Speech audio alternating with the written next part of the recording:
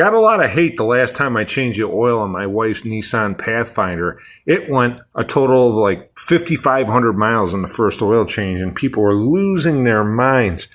Even though the service manual with this engine calls for the first oil change at 10,000 miles.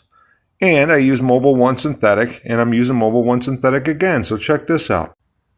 I'm sure there's an easier way to do it, but I don't have a lift. And this is an oil change place, so easiest way I found to get to the oil filter was taking off the passenger front tire, which works out great because we're going to do a tire rotation while we're at it. Passenger front tire is off. Now we can get this stupid felt shield off to get to the oil filter, and we're going to rotate the tires on the same side, side to side. They don't crisscross, not like in the old days. Crisscross causes the tires to chop. I don't care what anyone says. Tires off the passenger rear, and you can see by the way that it is, by the way that it wears, that it's nice and even. No choppiness anywhere. That's because the tires stayed on the same side, moving in the same direction. Now, 30 years ago when I started working on cars, we used to crisscross to the non-driver tires. However, all-wheel drive vehicles, when you do that, it chops the shit out of tires. I don't care what anyone says. 10,134 miles. Let me show what the oil looks like coming out of it.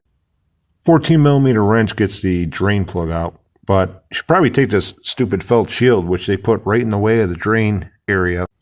So after removing 3 plastic clips to get the side shield out, there's the oil filter.